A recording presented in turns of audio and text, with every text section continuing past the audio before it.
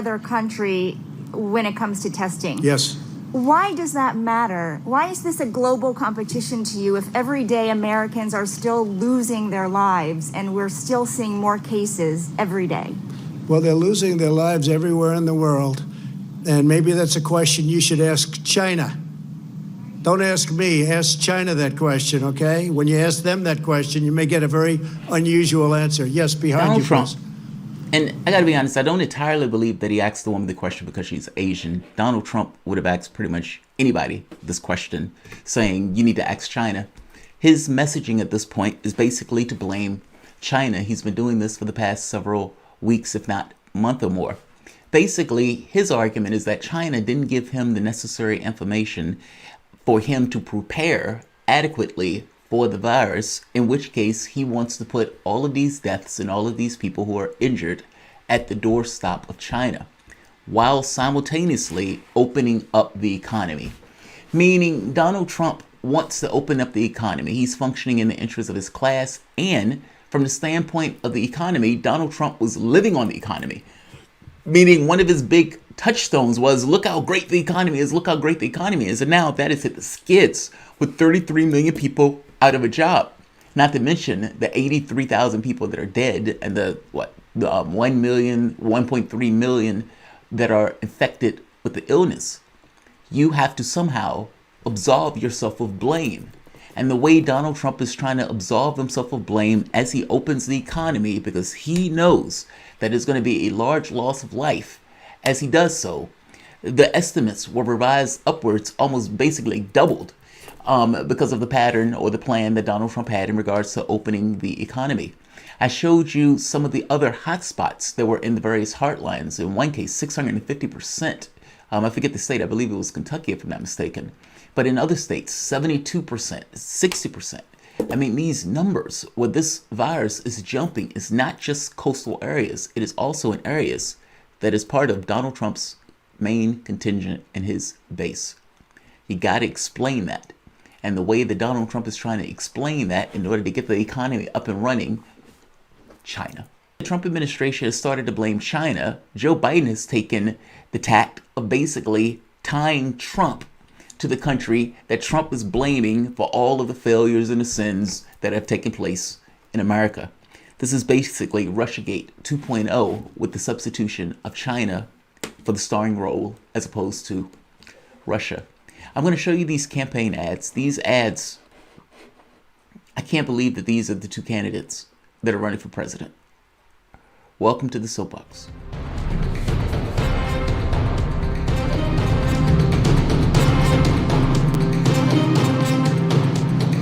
My name is Jamal Thomas. This is the Progressive Soapbox. Guys, if you dig this content, please like, share, subscribe. You can always support this content through PayPal or Patreon. This content is brought to you by you, and I appreciate you the opportunity for allowing me to do it.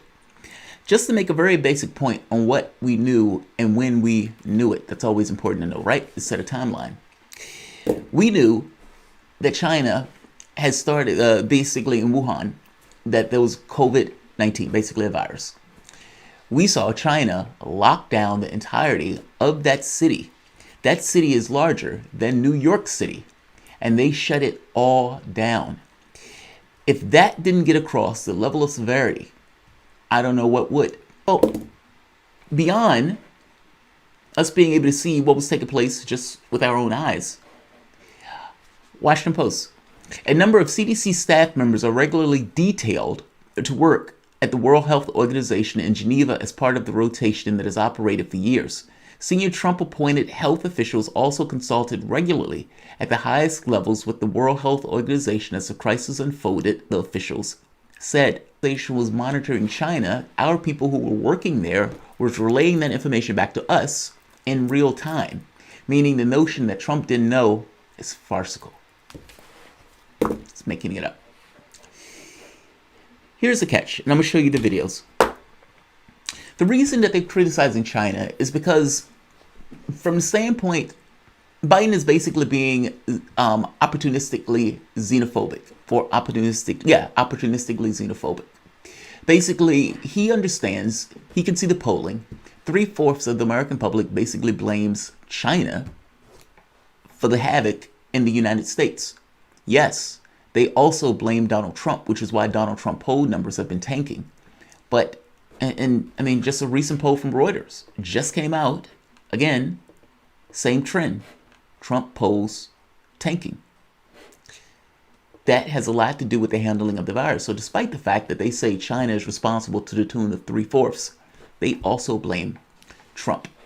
Now, the catch with them blaming Trump with this, or the reason why Trump uses China, because in addition to 3/4 of the public blaming China already, you also have a situation where the perspective of the Chinese to the American audience has declined significantly. Basically, the favorability of the Chinese has basically plummeted. You had a situation where initially the United States was wrongfully, or Americans wrongfully, blamed the Chinese for basically, quote unquote, taking their jobs. In the second front, when the COVID-19 virus hit, the floor fell out. Just to make a quick point, the Chinese didn't take your jobs. Your corporations, in order to save a buck, basically realize that they can pay politicians to pass trade deals. Then they can create companies or set up companies abroad, fire the workers here, and pay the Chinese people or whatever particular country $3, $4, $5 less, which from their relative standpoint may be a raise of a buck, but ultimately you have an American worker that is out of a job. If a company could save 5 cents doing that, they could save a nickel or a dime doing that, they would do it in a heartbeat, because the job of a corporation is to make money. It is not to give you a job.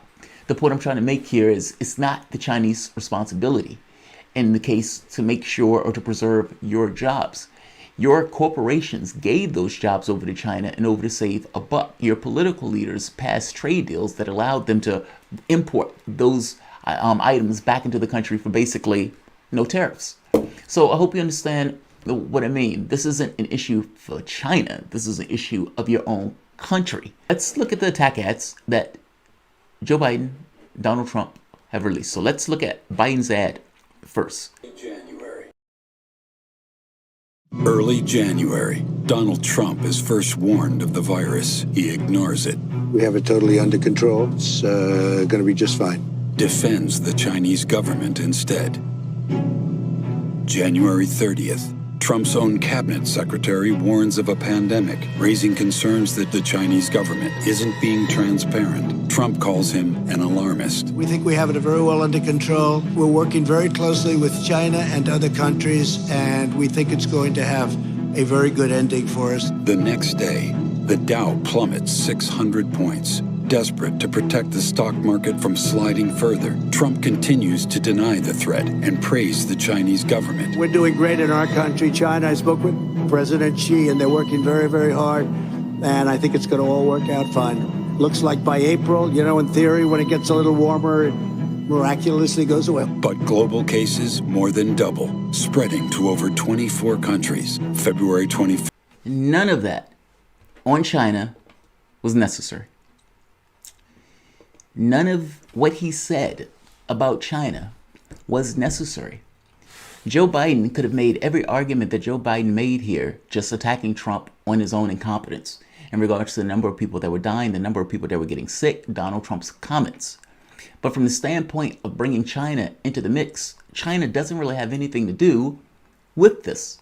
Yes, Donald Trump might have been giving China props and a heads up and everything else, but what does that have to do with the price of tea in China? I don't understand why that's relevant. Your issue here is that Donald Trump is incompetent. Your issue here is that Donald Trump is responsible for a large loss of life and a large number of people being ill, not to mention the economy hitting the skids. If the economy is hitting the skids and he's saying, hey, good job, China, for controlling the virus. Well, the key part there is that the economy is hitting the skids. Not that he's given President Xi a heads up. I hope you understand what I mean. Between the two things, the one that's irrelevant is the part that him giving props to China. The part that is relevant is the economy hitting the skids. And he does it multiple times. In all three of these instances where he's using China as a wiffle ball bat in order to hit Trump. Now, going from one unhinged xenophobic video to another unhinged video, I don't know how to describe this. This is somewhat of just an experience. This video is an entire clusterfuck. It's something that you just have to experience. I can't even describe it. Let's take a look at Trump's, I don't want to call it a response video because these videos came out around the same time, but let's take a look at Trump's video, attack ad, going after one Sleepy Joe Biden.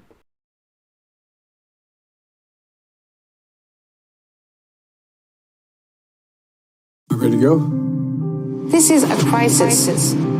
This is no time for Donald Trump's record of hysterical xenophobia. Biden's son inked a $1 billion deal with a subsidiary of the Bank of China.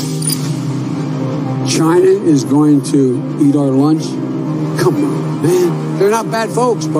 Since the outbreak, the Communist Party has been mobilizing overseas organizations to buy local supplies and send them to China.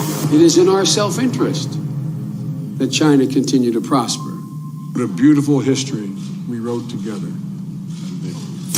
Banning all travel will not stop it. The president is right. The travel restriction on China, as every public health official we've talked to said, bought the country time. That was a very smart move right there. Hysterical xenophobia. Dear mine, xenophobia. I complimented him on dealing with. Now, I suppose that what Donald Trump is trying to get at there is basically, I don't know, I guess he's bringing up China. And Joe Biden is bringing up China, so I'm going to out China Joe Biden. It's just a weird attack point. Both of these guys have basically decided that they're going to use China as a punching bag for this particular virus in order to just create attack videos using China as a bat to hit each other over the heads. Understand what's taking place here. Under the normal circumstances, the Democratic Party makes this argument of least worse. This narrow focus, myopic pragmatism, where they have you almost using a microscope to not look at the context of time in regarding the elections, but only look at that one very specific election. Because they don't want you to realize that the party has moved further and further to the right as cash became more entrenched in our political system, and as accountability, especially from the standpoint of lefties, was gone. That narrow focus that they get you to make, that quote unquote pragmatic choice, is not that pragmatic at all if you're looking at it over the course of time and you see a party that is sliding to the right with cash basically pushing it all the way to as far as it can go. This is where we are.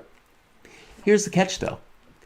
Many lefties who was going to make that case of like, yeah, I'm not going to vote for this particular person. Well, the other part of the population may make up the difference just because of the number of people that may die. If Donald Trump is trying to swing open the doors of the economy early and you have a death toll that continues to go up, we're at 83,000 dead right now, over 1.3 million.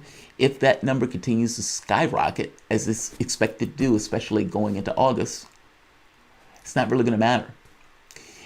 Donald Trump will lose not by virtue of anything Joe Biden does. Joe Biden could just sit there with his thumb in his ass. Just by virtue of how bad he handles this, he could lose the race. And the way it's looking now, his polling is tanking miserably.